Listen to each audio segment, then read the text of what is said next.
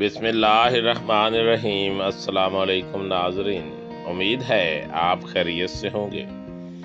Welcome کرتے ہیں ایک بار پھر آپ کو آپ کے اپنے یوٹیوب چینل دارالحکمت اردو پر ایک نئی ویڈیو کے ساتھ۔ دوستو، آج کی ہماری ویڈیو کا موضوع ہے پیشاب کے متعلق مسائل اور ان کا علاج۔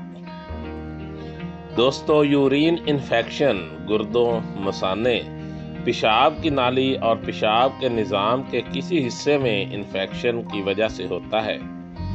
مردوں کے مقابلے میں خواتین میں یورین انفیکشن کے خطرناک نتائج زیادہ ہوتے ہیں۔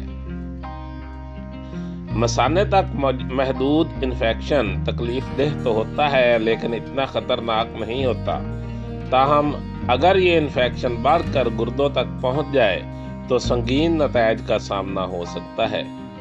ڈاکٹر عام طور پر یورین یا پیشاب کے انفیکشن کا علاج اینٹی بائیوٹک سے کرتے ہیں، لیکن اگر آپ اس خطرے کو بڑھنے سے پہلے ہی بہتر طرز زندگی کے طور طریقوں سے قابو کر لیں، جو کہ آپ کر سکتے ہیں، تو یہ آپ کو آگے آنے والی بڑی پریشانیوں سے بچا سکتا ہے۔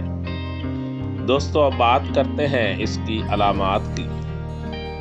یورین انفیکشن کی علامات اور نشانیاں بعض دفعے ظاہر نہیں ہوتی۔ اس انفیکشن کی ممکنہ علامات مندرجہ ذیل ہیں: بار بار پیشاب محسوس ہونا اور کم مقدار میں رک کر پیشاب آنا، پیشاب میں جلن، بدبو اور درد، سرخ، گہرا گلابی یا گہرے زرد رنگ کا پیشاب، پیشاب میں خون آنا۔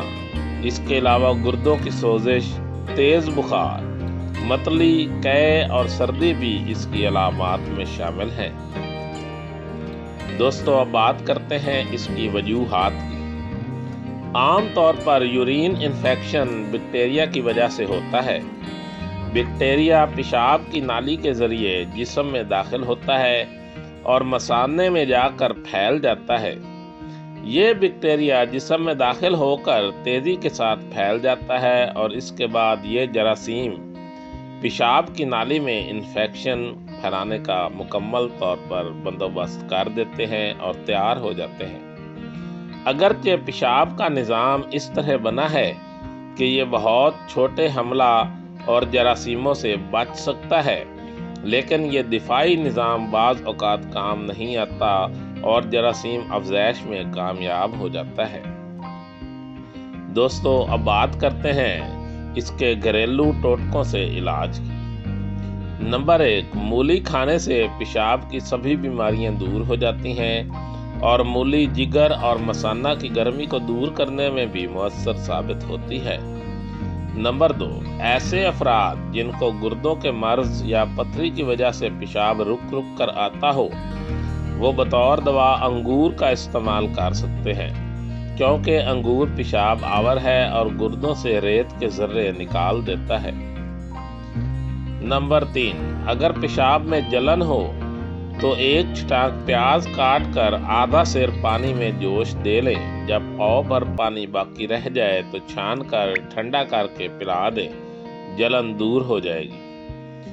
نمبر 4، اگر پیشاب رک کر آتا ہو یا رنگت گہری زرد یا سرخ ہو تو خربوزہ یا گرما کے استعمال سے صحیح ہو جاتا ہے۔ نمبر 5، جو لوگ سردہ کھاتے ہیں انہیں پیشاب کی تکلیف نہیں ہوتی۔ نمبر 6، ناشپاتی پیشاب کی جلن اور بندش کو دور کرنے والی غذا ہے۔ نمبر 7، گڑہل، جب پیشاب کی نالی میں خراش اور زخم ہو کر پیشاب میں پیپ آنے لگے یا سوزاک ہو جائے تو ابتدا میں پہلے دن ایک گڑہل کا پھول ایک چھوٹے بتاشے کے ساتھ توڑ کر کھایا جائے یا کوٹ کر کھا سکتے ہیں۔ اس کے ساتھ دہی کی لسی یا گنے کے رس کا ایک گلاس۔ دوسرے دن 2 پھول اور 2 بتاشے۔ اسی طرح 5 دن 5 پھول پورے کرنے کے بعد چھٹے روز سے 1 پھول اور 1 بتاشا کم کرتے جائیں تو 10 دن میں آرام آ جائے گا۔ نمبر 8، گوکھرو، سنگھاڑا اور مصری 50-50 گرام ہم وزن لے کر ملا کر باریک پاؤڈر بنا لیں اور صبح و شام 1 چمچ پانی کے ساتھ کھائیں۔ नंबर 9, खजूर खाएं, पेशाब की जलन इससे जाती रहती है। नंबर 10, 2 चम्मच अंडों की सफेदी 1 चम्मच जैतून के तेल में मिलाकर फेंट लें और सुबह निहार मुंह 1 कप नीम गर्म दूध में डालकर पी लें। चंद बार के अमल से ही पेशाब की जलन और सोजिश दूर हो जाएगी और आराम आ जाएगा। नंबर 11, अगर पेशाब में खून आने लगे तो 3 माशा फटकड़ी बिरियां बारीक पीस कर 3 पुड़िया बना लें और 1 पुड़िया सुबह और 1 शाम दूध की लस्सी के साथ लें, खून बंद हो जाएगा। नंबर 12, कोशिश करें कि हर 1 घंटे बाद पानी ज़्यादा से ज़्यादा पिएं।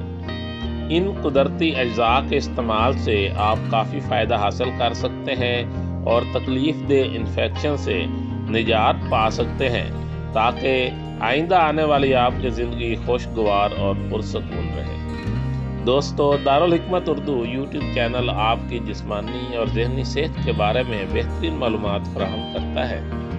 अपनी सेहत के बारे में बेहतरीन मालूमात हासिल करने के लिए हमारे चैनल को सब्सक्राइब करें, वीडियो को लाइक और शेयर करें और कमेंट बॉक्स में कमेंट ज़रूर करें, ताकि हम आपकी बेहतरीन आरा से आगाह रहें। खुश रहें, खुशियाँ बांटें। शुक्रिया।